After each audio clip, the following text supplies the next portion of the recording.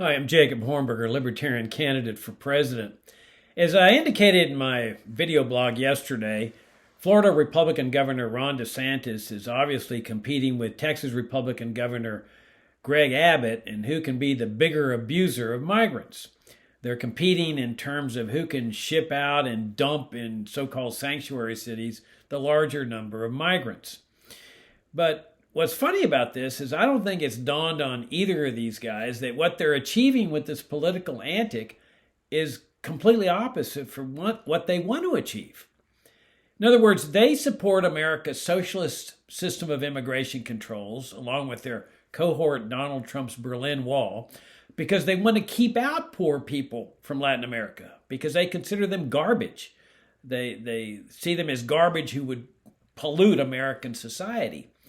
But by shipping these migrants out and dumping them in these sanctuary cities, they're achieving the exact opposite. They're spreading them out and keeping them here in the United States.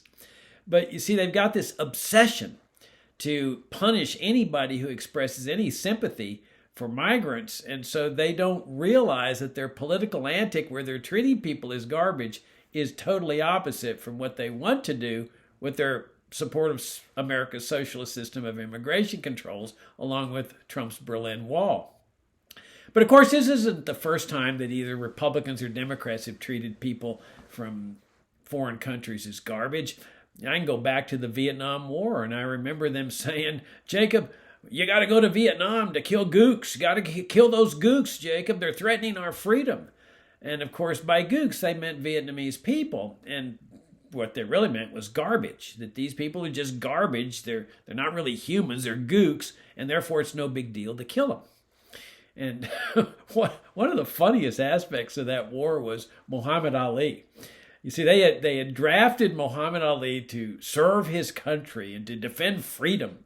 Of course, they had a system of conscription, just like they do today, just like Russia and Ukraine do to force people to serve in that war. And Ali comes along and says, I'm not going to comply with your stupid draft.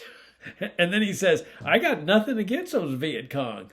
Oh, boy. I mean, this was heresy. This was treason. A black man saying that he wasn't going to accept their version of political garbage and be willing to go over there and kill those people. I mean, they went after him with a vengeance. If it hadn't been for a lucky ruling that he got from the Supreme Court, they'd have sent him up for a very large portion of his life to some federal penitentiary. And the other funny aspect of this was that they were telling black men, as well as everybody else, that you're going to Vietnam to fight for freedom and to defend our freedoms here at home. And of course, the war was falling disproportionately on blacks because poorer blacks didn't have the same privileges to get out of this war that the rich white guys did and the middle-class white guys, like the National Guard or the reserve units. That's how George W. Bush got out of going to Vietnam. Or the college deferments, which I was privileged to take advantage of.